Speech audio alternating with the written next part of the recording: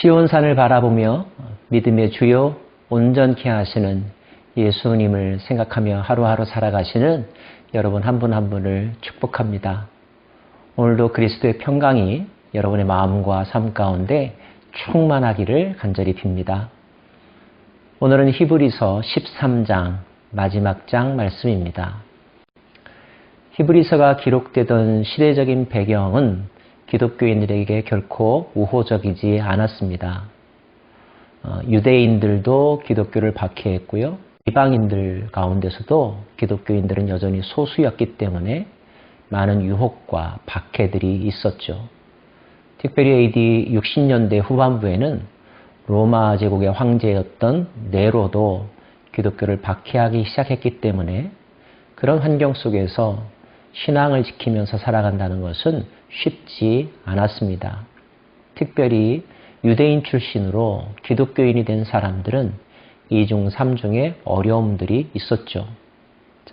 그들에게 격려하고 목적 중심의 삶을 강조하기 위해서 기록된 히브리서, 그 히브리서 13장은 오늘 그 어려운 환난 가운데서도 역경 가운데서도 어떻게 살아가야 하는지 구체적인 삶의 방식들을 가르쳐 주고 있습니다.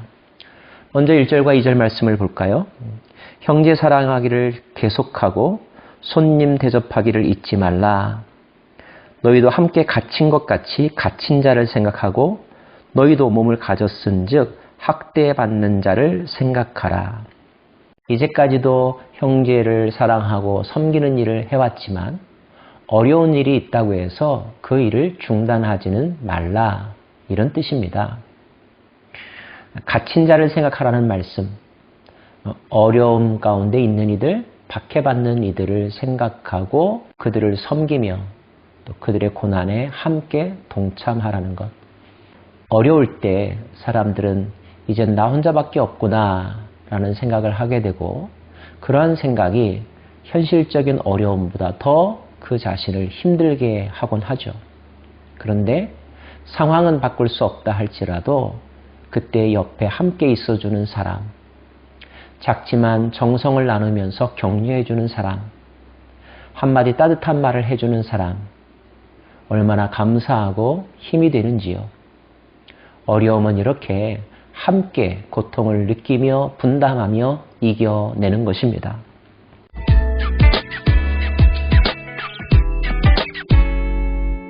박해만 있었던 것은 아니었습니다. 유혹도 있었죠. 유혹에는 이렇게 대처하라고 권해주고 있는데요. 특별히 4절 말씀, 모든 사람은 결혼을 귀히 여기고 침소를 더럽히지 않게 하라. 음행하는 자들과 간음하는 자들은 하나님이 심판하시리라. 돈을 사랑하지 말고 있는 바를 족한 줄 알라. 성적으로 자유분방한 세상 속에서 가정을 지키면서 한 사람만을 사랑하며 끝까지 살아간다는 것은 때로는 쉽지 않습니다. 나도 저렇게 할까? 나만 바보인가? 하는 생각이 들기도 하죠. 히브리서는 강하게 권면합니다. 가정을 지키라. 결혼의 거룩함을 끝까지 지키라. 음행하지 말라. 간음하지 말라. 돈을 너무 사랑하지 말아라. 돈이 없어도 불편할 수는 있겠지만 죽지는 않는다. 하나님께서 지켜주실 것이다. 이런 권면의 말씀입니다. 돈이 중요하고 또 우리의 삶에 없어서는 안 될 것 같은 생각을 갖게 하긴 하지만 그러나 돈이 전부는 아니라는 것. 돈의 노예로 사는 것을 하나님은 원치 않으신다는 것. 이 사실을 분명하게 기억하시기를 바랍니다. 더불어서 히브리서는 믿음의 위인들의 그 삶의 결과를 생각하면서 믿음을 본받으라고 말씀하고 있습니다.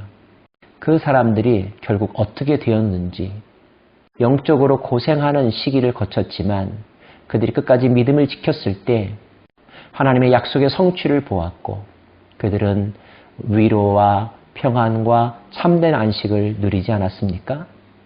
그 결과를 보고 오늘의 이 힘든 과정을 견뎌내라는 것입니다.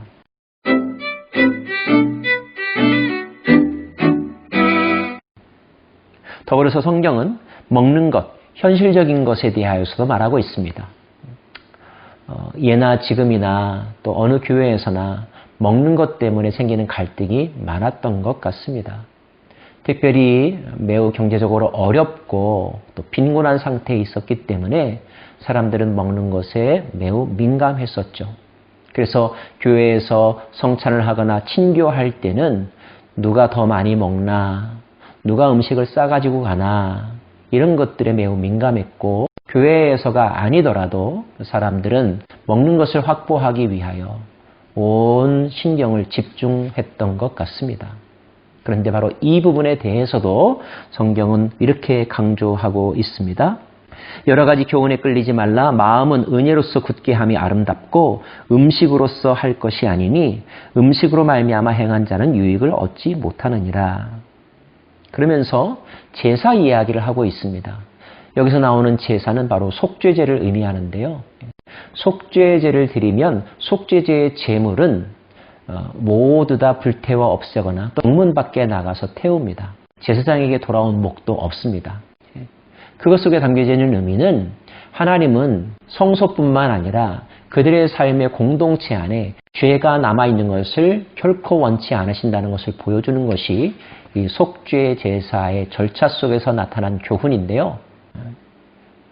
오늘 말씀은 이 부분을 강조하면서 예수님도 그 속죄 제사의 온전함을 위하여 영문 밖에서 죽음을 당하셨다. 그렇게까지 하신 이유는 또 남는 재물이 없이 다 없애는 이유는 무엇을 먹느냐 안 먹느냐가 중요한 것이 아니라 영적인 거룩함, 온전한 죄사함, 영원한 것을 사모하는 마음이 있기 때문이다라고 강조하면서 너희들도 물론 오늘 무엇을 입을까, 무엇을 마실까, 무엇을 먹을까 그것이 걱정되겠지만 그러나 그 걱정의 노예로 살지 말고 영원한 것, 참된 것, 우리의 영혼을 살리는 그것에 포커스하라 이렇게 권면하고 있는 것입니다. 그리고 그런 영원한 것에 소망을 두는 사람은 지금 나에게 있는 것을 더 많이 가지려고 하는 것이 아니라 오히려 선을 행하고 나누어 줄 수 있는데 그러한 삶을 살아가라는 것입니다. 하나님의 은혜를 경험하지 않은 사람이라면 온전한 믿음이 없는 사람이라면 할 수 없는 거죠. 가난하고 힘들 때 먹는 것에 집착하지 아니하고 오히려 영원을 사모하면서 있는 것까지도 나눠줄 수 있는 그 마음은 억지로 되는 것이 아니죠. 은혜의 충만함과 성령의 충만함, 믿음의 충만한 상태에서만이 가능한 것인데 그러한 삶을 살라는 것입니다. 여러분도 그런 삶을 충분히 살아갈 수 있을 줄로 믿습니다.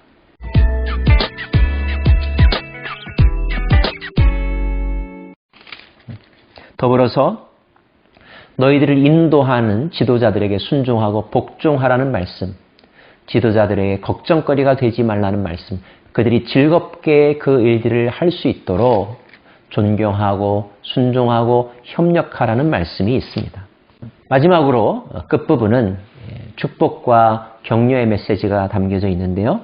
20절 말씀, 양들의 큰 목자이신 우리 주 예수를 영원한 언약의 피로 죽은 자 가운데서 이끌어내신 평강의 하나님이 모든 선한 일에 너희를 온전케 하사 자기의 뜻을 행하게 하시고 그 앞에 즐거운 것을 이루게 하시기를 원하노라. 평강의 하나님이 선한 일에 우리가 온전해질 수 있기를 그렇게 기도하고 있습니다. 이 기도가 오늘날 저와 여러분의 삶에서 열매에 맺혀지기를 간절히 바랍니다. 요즘 신앙생활하기란 어떤가요, 여러분? 신앙생활하는 것, 예수를 믿는다는 것이 자랑스럽습니까? 그리고 사람들이 부러워합니까? 또 사람들이 존경합니까? 안타깝게도 주변에서 들려온 소식은 그것이 옛날 이야기처럼 되어버렸다는 것입니다. 오히려 교회 다니는 것 때문에 부끄럽고 교회 다닌다고 더 비난을 받고 또 교회 다니는 사람들 스스로도 왜 이러지? 왜 교회가 이러지? 하는 생각이 들 때가 많다고들 하더라고요. 그래서 현실적으로 우리의 마음이 흔들리고 신앙의 본질적인 것에 대하여 고민하는 분들이 많다는 이야기를 듣습니다. 자, 이럴 때 우리는 어떻게 그 수렁에 빠지지 아니하고 탈출하고 탈출할 뿐만 아니라 앞으로 더 전진할 수 있을까요? 해답은 믿음에 있습니다. 어떤 믿음입니까? 하나님을 믿는 믿음. 사랑하는 여러분, 그리스도의 도의 초보의 상태에서 벗어나서 더 온전함에 이르를 수 있기를 바랍니다. 우리의 기도의 내용도 현실적이고 일차적인 것을 구하는 데서 더 나아가서 영원한 것, 희생과 사랑과 헌신의 삶을 위하여 기도할 수 있기를 원합니다. 비록 이 땅에서의 삶은 힘들고 어쩌면 또 그렇게 힘들다가 죽을 수도 있겠지만, 그러나 이 땅에서의 삶이 전부가 아니라고 하는 믿음을 가지고 영의 눈을 떠 시온 산성을 바라보며 믿음의 선진들이 먼저 가서 기다리고 있는 그 아름다운 명예의 전당을 향하여 저와 여러분 끝까지 견고히 한 걸음 한 걸음 나아갈 수 있기를 바랍니다. 믿음으로 승리하십시오. 기도하겠습니다. 하나님, 현실이 힘들지만 현실에 매여 살지 않기를 원합니다. 현실을 초월하여 영원한 것을 바라보고 영원한 것을 바라보는 소망과 믿음으로 오늘 이 현실을 이겨나가는 저희들 되게 하여 주옵소서. 예수 그리스도는 어제나 오늘이나 영원토록 변함이 없으십니다. 하나님의 약속도 신실하사 반드시 이루어질 것입니다. 우리는 잠깐 있다가 사라지는 것, 유행했다가 없어지는 것, 시대에 따라 사람에 따라 달라지는 주장과 헛된 신화의 마음을 빼앗기지 아니하고 태초부터 있었던 약속의 말씀, 생명의 말씀, 하나님의 계획과 하나님의 섭리와 하나님의 약속을 믿으며 살아가기를 다짐합니다. 이 믿음의 삶의 끝자리에서 하나님을 배울 때, 믿음의 선진들을 배울 때, 먼저 가신 신앙의 위인들을 볼 때에 그 안에 참된 기쁨과 평강과 안식이 가득할 줄 믿습니다. 그날이 올 때까지 성령님 우리를 인도하여 주옵소서. 예수님 이름으로 기도합니다. 아멘.